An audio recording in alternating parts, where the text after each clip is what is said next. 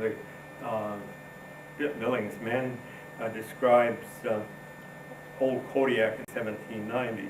This establishment consists of about 50 Russians, including the officers of the company. The buildings consist of 5 houses after Russian fashion, barracks laid out in different apartments, an office of appeal to settle disputes, levy fines, and punish offenders by regular trial.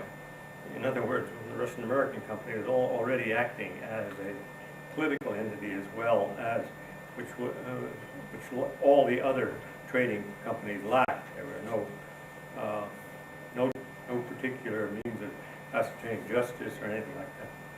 Here, Dalarev presides, and I believe few courts of justice pass a sentence with more impartiality. Wow. An office for receival and delivery, the commissioner's department for distributing the provisions, counting houses, all in this building at the end of Dalarov's habitation. Another building contains the hostages. Beside there are storehouses, warehouses, a smithy, a carpenter shop, and cooperage. So that was his report. And this Kodiak and the near islands inhabited about 1,300 adult males and 1,200 youth, about the same number of females according to the register kept by Shilikov's establishment, now under the direction of Yatsraf Ivanich, a Greek, who informed me that he is now out on the chase with a company upward of 600 double baderaks of natives, bader being, of course, the kayak, each containing 2 or 3 men. These are divided into 6 parties, each under the direction of a Russian leader. Besides these, small parties are sent out daily to fish. The females are employed in drying and curing fish, in digging, washing, and drying edible roots, in collecting useful plants, berries, and making up the dresses of the natives, and also for the Russians. And it goes on what was happening at Old Kodiak. Later, Rezanov went down to establish relationships because he was a noble and of the company with the Spanish, and of course, his wife having died, he also met the daughter of the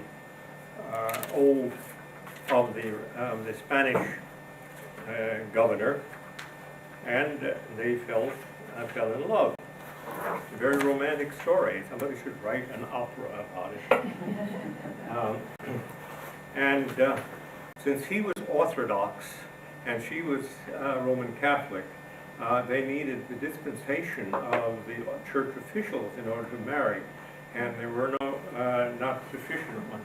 So Rezanov took off to get the dispensation from the Patriarch in Moscow, and the fathers at Sonoma sent a message, was supposed to get through the Spanish church hierarchy to the Pope, but Rezanov on the way back in Siberia fell ill in the winter and died, and so the Spanish governor's daughter never did marry, and one of these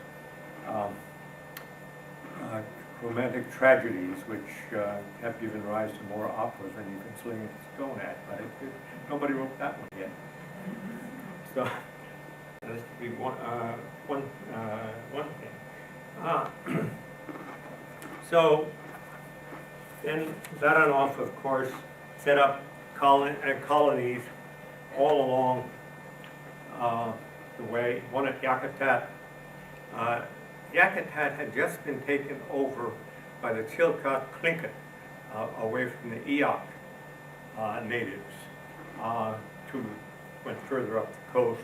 Cordova was Eyak Lake and stuff like that. They had a very much northwestern lifestyle, much more like the Tlingit than the other people further along. They built their boats, instead of being skin boats, were log boats, but they weren't as big as the Haida or Tlingit boats.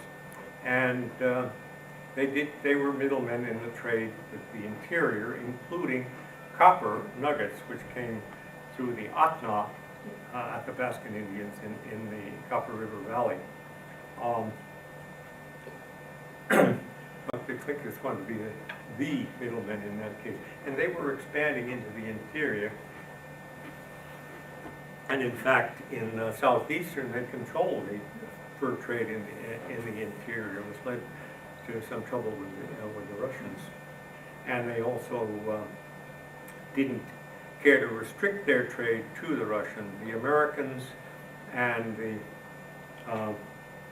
British, from about 1785 on, had been sailing into there, but neither the Americans or the Brits set up any permanent settlements. The ships would come in and they would trade. The Tahltan Tlinkits are in the interior of British Columbia and the Yukon Territory. One of the Tahltan I remember when I was in the legislature was the Speaker of the Yukon Parliament, and he always wore ceremonial robes. His Tlingit ceremonial robes when he was in that position. Very interesting. Anyway, the Tlinkits then objected to the settlements. They did eventually wipe out the Baranov settlement in Yakutat, and of course they also wiped out the settlement at Sitka.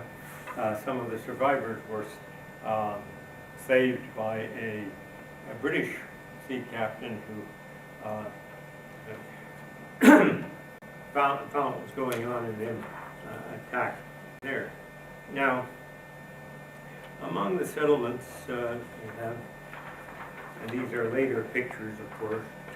Here's Unalaska in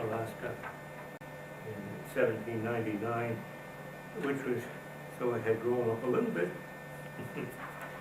but not quite. And then but you can see that even in the early days, it was probably only about that much settlement. And then Unalaska, the church, and that came later. Sitka, this is again later, but before the destruction.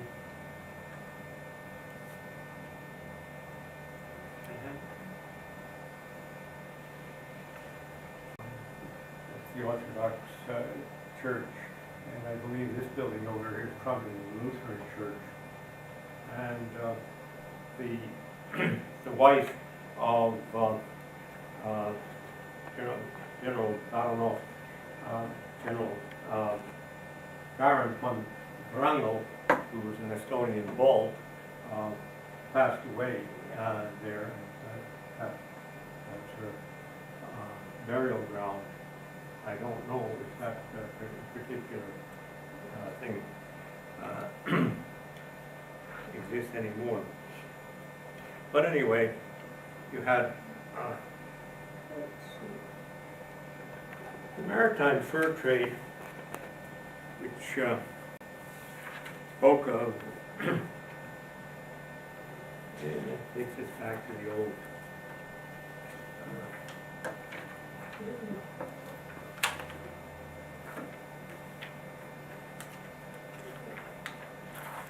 bring back the map again.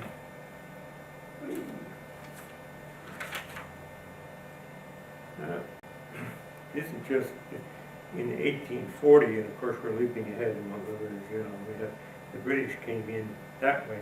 They had established, Hudson's Bay Company had established forts in these areas, but the Tlinkits persuaded them to vacate.